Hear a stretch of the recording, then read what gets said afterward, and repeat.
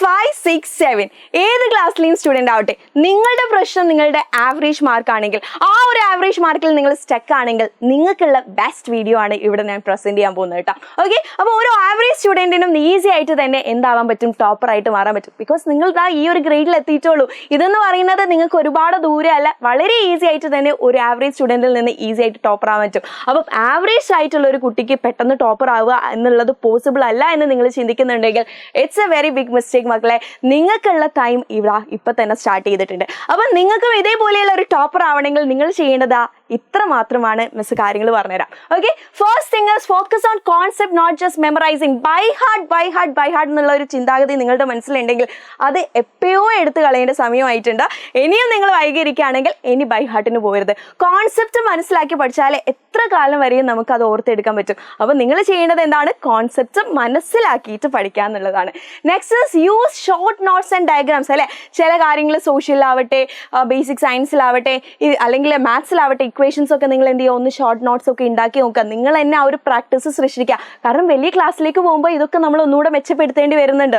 Okay, അപ്പോൾ അവിടെയൊക്കെ ഇതേ നമ്മളെ ഹെൽപ്പ് ചെയ്യുന്നുള്ളൂ. അപ്പോൾ ആ ഒരു പ്രാക്ടീസ് നിങ്ങൾ ഈ ഒരു ചെറിയ ക്ലാസ്സിൽ തന്നെ തുടങ്ങുക. Next is practice past year papers. അല്ലെ, അപ്പോൾ ഈ ഒരു പാസ്റ്റ് ഇയർ പേപ്പേഴ്സ് പറയുമ്പോൾ മിസ്സിന് തന്നെ വിഷമമുണ്ട്. കാരണം നമ്മൾ സിലബസ് മാറിയിട്ടുണ്ട്. അപ്പോൾ ഒരുപാട് പാസ്റ്റ് ഇയർ പേപ്പേഴ്സ് ഒന്നും നമുക്ക് അവൈലബിൾ അല്ല. അല്ലെ, പക്ഷേ ഒരുപാട് മോഡൽ ക്വസ്റ്റ്യൻസ് ഒക്കെ നിങ്ങൾക്ക് സമഗ്ര പോലെയുള്ള സൈറ്റിലൊക്കെ അവൈലബിൾ ആണ്. സമഗ്ര പോർട്ടലിലൊക്കെ നോക്കിയാൽ ഫ്രീ ആയിട്ട് മോഡൽ ക്വസ്റ്റ്യൻസും ചാപ്റ്റർ വൈസ് ക്വസ്റ്റ്യൻസ് കാര്യങ്ങളൊക്കെ നിങ്ങൾക്ക് കിട്ടും. അപ്പോൾ അതൊക്കെ നിങ്ങൾ എന്ത് ചെയ്യണം, കൂടുതൽ പ്രാക്ടീസ് ചെയ്യണം. ചാപ്റ്റർ മാത്രം എന്താണ് അരക്കി കുടിച്ച് പഠിച്ചിട്ട് ഒരു കാര്യവുമില്ല. നമ്മൾ പ്രാക്ടീസ് ചെയ്താൽ മാത്രമേ നമുക്ക് എന്തുള്ളൂ, ബെസ്റ്റ് സ്കോറർ ആയിട്ട് മാറാൻ പറ്റുള്ളൂ, ടോപ്പർ ആയിട്ട് മാറാൻ പറ്റുള്ളൂ. അപ്പോൾ അതിന് വേണ്ടിയിട്ട് നിങ്ങൾ എന്ത് ചെയ്യണം, എത്രത്തോളമാണോ നിങ്ങൾക്ക് ക്വസ്റ്റ്യൻസ് പ്രാക്ടീസ് ചെയ്യാൻ പറ്റുന്നത് അത്രത്തോളം നിങ്ങൾ പ്രാക്ടീസ് ചെയ്യുക. നമുക്കറിയാലോ, ഇനി നമ്മൾ നല്ല രീതിയിൽ പഠിച്ചിട്ടില്ലെങ്കിൽ ഒബ്വിയസ്ലി നമ്മൾ ആരായി പോകും, ഫെയിൽ ആയി പോകും. അല്ലെ, ഫെയിൽ ആവുന്ന എല്ലാ സ്റ്റെപ്സും നമ്മൾ ഗവൺമെന്റ് എടുത്തിട്ടുണ്ട്.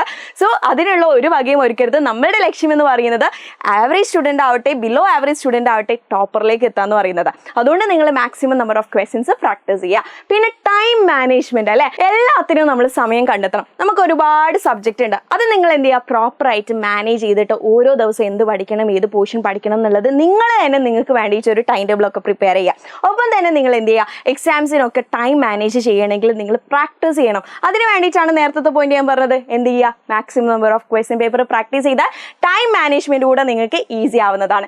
Next doubts. എന്ത് ഡൗട്ട് നിങ്ങൾക്ക് ഏത് സബ്ജക്റ്റിൽ തോന്നുവാണെങ്കിലും ചോദിക്കാൻ മടക്കരുത്. അത് നിങ്ങൾ ഒരിക്കലും മടിക്കേണ്ട ഒരു കാര്യമില്ല. ബിക്കോസ് നിങ്ങളുടെ ടീച്ചേഴ്സ് നിങ്ങളുടെ ഡൗട്ട്സ് ക്ലിയർ ചെയ്യാനുള്ളവരാണ്. അതുകൊണ്ട് അവരോട് എന്ത് ചെയ്യുക, നിങ്ങൾക്ക് എന്ത് ഡൗട്ട് തോന്നുകയാണെങ്കിലും അപ്പം തന്നെ ഒന്ന് ക്ലിയർ ചെയ്തിട്ട് പോവുക. പിന്നീട് നമ്മൾ അത് ആലോചിച്ചിട്ട് നമ്മൾ ബുദ്ധിമുട്ടേണ്ടി വരും. ഓക്കെ, ഇനി അടുത്തത് നമ്മൾ എന്ത് ചെയ്യുക, സ്മാർട്ട് വർക്ക്. ഓക്കെ, എല്ലാ ദിവസവും മിസ്സേ ഒരു 5-6 മണിക്കൂർ ഞാൻ പഠിച്ചു എന്ന് പറയുന്നതിൽ ഒരു കാര്യമില്ല. ഉള്ള നേരം അടിപൊളിയായിട്ട് പഠിച്ചാൽ മാത്രമേ നമുക്കത് എക്സാം ബേസ് ആയിട്ട് എക്സാമിനേക്ക് ഹെൽപ്ഫുൾ ആവുള്ളൂ. ഓക്കെ, അപ്പോൾ ഏറ്റവും സ്മാർട്ടായിട്ട് പഠിക്കാൻ ഡയഗ്രാംസ്, ടിപ്പ്, ട്രിക്ക്, കഥകൾ, പാട്ടുകൾ, ഇതൊക്കെ ഉപയോഗിച്ചിട്ട് നിങ്ങൾക്ക് എന്ത് ചെയ്യാം, നമ്മളെ സ്റ്റഡീസ് അടിപൊളിയാക്കാം. Okay, and next stay consistent and positive. പോസിറ്റീവായിട്ട് ഇരിക്കുക. എനിക്ക് പറ്റും, എനിക്കും ഇങ്ങനെ ഒരു ടോപ്പർ ആവാൻ പറ്റും എന്നുള്ള വിശ്വാസം നിങ്ങൾക്ക് നിങ്ങളുടെ ഉള്ളിൽ തന്നെ വരണം. അല്ലാതെ വേറൊരാൾ പറഞ്ഞു തന്നിട്ടല്ല വരേണ്ടത്. നിങ്ങൾ തന്നെ പോസിറ്റീവായിട്ട് ഇരിക്കുക. എല്ലാ ദിവസവും കൺസിസ്റ്റന്റ് ആവുക. ഒരു ദിവസം പഠിച്ച് നാളെ ഒരു ബ്രേക്ക് ആവാം. ഈ ജിമ്മിനൊക്കെ പോയിട്ട് ചീറ്റ് ഡേ എടുക്കുന്നില്ലേ, അതുപോലെ ഒരു തോട്ട് നിങ്ങളുടെ മനസ്സിലുണ്ടെങ്കിൽ അതൊക്കെ ഒഴിവാക്കുക. നമ്മൾ കൺസിസ്റ്റന്റ് ആയാൽ എല്ലാ ദിവസവും പ്രാക്ടീസ് ചെയ്താലേ ഒബ്വിയസ്ലി നമുക്കും ടോപ്പർ ആവാൻ പറ്റുള്ളൂ. ഓക്കെ, അപ്പം ആവറേജ് സ്റ്റുഡൻറ്റിനും ഈസി ആയിട്ട് ടോപ്പർ ആവാനുള്ള കുറച്ച് ട്രിക്സ് ആണ് മിസ് പറഞ്ഞിരിക്കുന്നത്. അപ്പം നിങ്ങൾക്ക് ഇനി എഡ്യൂപോണിന്റെ കൂടെ ഇതൊക്കെ ഈസി ആക്കി തരണമെങ്കിൽ ഇത് കാര്യങ്ങളൊക്കെ നമ്മൾ ഇൻക്ലൂഡ് ചെയ്തിട്ടാണ് നമ്മൾ ബാച്ച് സ്റ്റാർട്ട് ചെയ്തിട്ടുള്ളത്. അപ്പോൾ നമ്മുടെ ബാച്ചിലേക്ക് ജോയിൻ ചെയ്യാൻ ആഗ്രഹിക്കുന്നുണ്ടെങ്കിൽ താഴെ കമന്റ് ബോക്സിൽ ഒരു ലിങ്ക് ഉണ്ടാവും, രജിസ്ട്രേഷൻ ലിങ്ക്. ജസ്റ്റ് ഒന്ന് രജിസ്റ്റർ ചെയ്യുക. ഇപ്പം നിങ്ങൾ ജോയിൻ ചെയ്യുകയാണെങ്കിൽ ഓഫറോട് കൂടി തന്നെ എല്ലാ ക്ലാസ്സസും, ലൈവ് സെഷൻസും, ഡൗട്ട് ക്ലിയറൻസും, മെന്റർഷിപ്പും, റെക്കോർഡഡ് ക്ലാസ്സും എല്ലാം നിങ്ങൾക്ക് അവൈലബിൾ ആയിട്ട് കിട്ടും. ഇനി കുറച്ചുകൂടെ കഴിഞ്ഞാൽ കുറച്ചുകൂടെ പ്രൈസ് പേ ചെയ്യേണ്ടി വരും കേട്ടോ. അപ്പോൾ ഈ ഒരു ഓപ്പർച്യൂണിറ്റി മിസ് ഔട്ട് ചെയ്യാതെ പെട്ടെന്ന് തന്നെ താഴെ തന്നിരിക്കുന്ന ലിങ്കിൽ ക്ലിക്ക് ചെയ്തിട്ട് നിങ്ങളുടെ രജിസ്ട്രേഷൻ എൻഷുർ ചെയ്യുക. ഓക്കെ, ഇതേപോലെയുള്ള ടിപ്സും നിങ്ങൾക്ക് വേണമെങ്കിൽ എന്താണ് നിങ്ങളുടെ ആവശ്യം എന്ന് പറഞ്ഞുകൊണ്ട് താഴെ കമന്റ് ബോക്സിൽ നിങ്ങളുടെ അഭിപ്രായം കൂടെ അറിയിക്കുക. അപ്പോൾ ബൈ ഫ്രം ഐഷ മിസ്.